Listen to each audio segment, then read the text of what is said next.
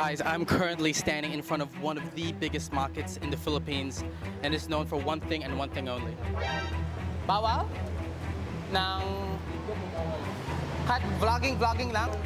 Oh, you're not allowed? That's right, this is literally the first shot of the day, and we already have security coming down on us, saying we're not allowed to film on the premises or else we'll be kicked out. Talking with him didn't work, and ultimately we were handed over to a supervisor, who you'll see in a moment tells us to put our camera away. Why? Because this market is known for one thing and one thing only: counterfeit goods. That's why I've come up with a 4-step plan to expose the truth behind this market. But we had no idea security would be this intense. So now we have to find a way in, avoid suspicion, and find out what's really going on behind closed doors. Can we do it? Time to find out. Okay, so they just told us to leave the area. We're actually not allowed to be in here, so what we're gonna do is we're gonna find a separate entrance, and hopefully they'll let us in there, and then we can start our 4-step plan. So our first step is going to be to infiltrate. We're gonna have to find a way to get in without being noticed and without being stopped. So we can't use this professional camera anymore. We're gonna have to switch to our phones, so hopefully the audio and video quality is not gonna drop too much.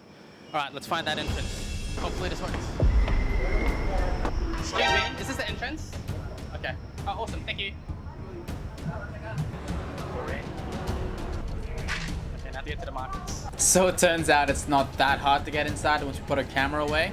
But now the question is, how much can we actually film without being spotted by security? Okay, so right now we're at a food court. We got a drink so we can just sit down and avoid suspicion. One of our goals is to avoid security and not let them know we're filming as much as possible. Step 2 of our 4-step plan is to blend in. Thank goodness I bought a change of clothes. Hopefully I come back here looking very different and more like the locals rather than a tourist.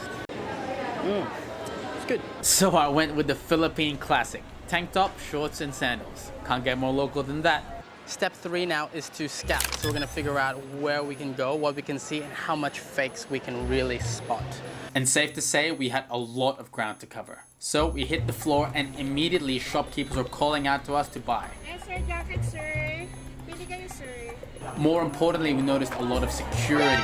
So we had to be extra careful not to get spotted. Everywhere we looked, it felt like we were staring at a sea of fakes. From well-known streetwear brands such as Fear of God or Off-White, to even luxury labels like Dior, Prada, Chanel, and it felt like it just never ended. Clearly, the fakes weren't limited to just shirts, but accessories too, such as these scarves from Balenciaga, Gucci, even Hermes, and it didn't end there. Walking around, we saw a lot of the same typical brands, such as more essentials here, but more importantly, so many anime tees. And I doubt they're paying any royalties for these shirts. Poor anime industry. And I noticed how the market is separated into different sections. So here is the fake watches and sunglasses section, and there's even a whole jewelry section, which I assume is filled with more counterfeits. And then it was time to head out to lunch, and we had to sneak past security again just to get out of the building. As you can see, we saw a lot of fake jewelry in there, fake pearls, fake rings, fake gold. But if you want real, genuine, good quality and affordable jewelry, you gotta check out the sponsor of today's video, SAAR CO. SAAR CO is a premium men's jewelry brand that aims to provide stylish and affordable men's jewelry. Everything they make is handcrafted, including bracelets, rings, and even necklaces. Fully designed in Melbourne, Australia. You can find them either in department stores like David Jones or online. So click that link below, check out SAAR and get some stylish jewelry for yourself. Also, this is my little brother Enzo, who did all of the secret filming in the market. This video literally wouldn't exist without him, so spam the comments with Enzo is the real MVP, because it's true.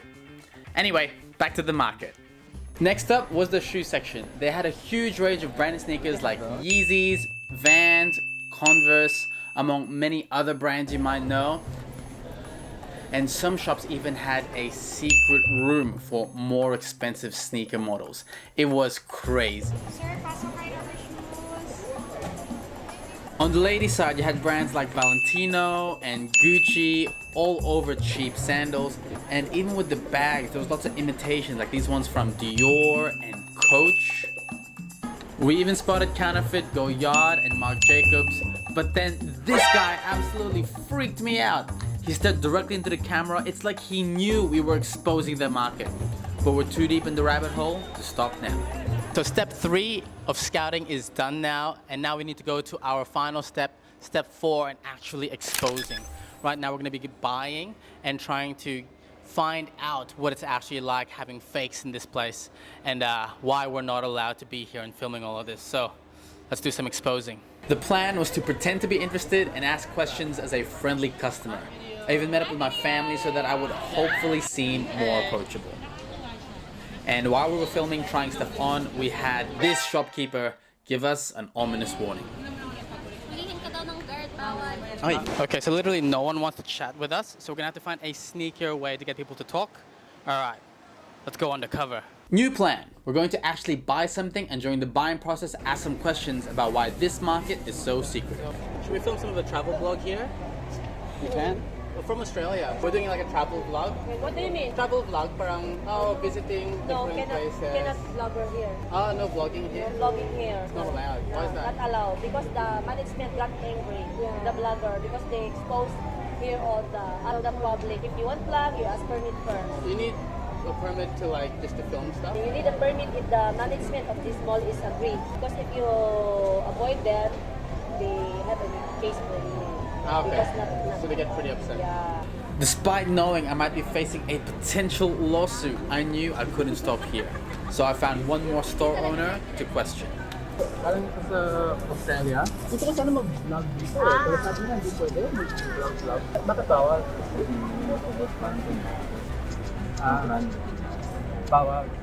Cut picture, video, cut Magagalit sila ng owners ng Oo. Tapos, diba sabi niya, walang filming, walang vlogging, ganun. Oo, bawal talaga. Bawal talaga. Kasi magagalit yung mga brand, ganun.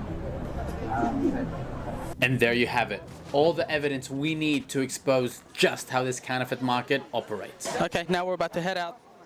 Mission complete. Okay, sneaking around like a spy was really fun, but I thought I'd go to a quiet spot so I could give my actual thoughts about this market. Oh, good. This is what Ryan Trahan would call a fun drink. All right, that's it. We exposed a counterfeit market. And I was actually really surprised about the quality of some of these fakes. For literally 2% of the original price, these luxury brands are literally putting 1,000% markup. So why participate in that if you don't want to? And at the end of the day, you know, this is what most people here can afford, and it's the only way they can participate in their favorite brands and styles. As long as you're being real to yourself and what you can and can't afford, I think that's what's best. And don't get me wrong, there's tons of cons here too. Like how the counterfeit market tend to encourage over-consumerism and perpetuate poor working conditions in third world countries like the Philippines. And to be honest, it's all too much for me to wrap my head around. Anybody who knowingly buys, sells, or even condemns other people for wearing fakes, I can't judge. Except for people who try to sell fakes and try to pass them off as authentic. Yeah, those guys suck. That's it from me. We came, we saw, we exposed a counterfeit market, and we almost got in trouble with literally everyone we tried to speak to about it. So, keep it real, friends. Peace.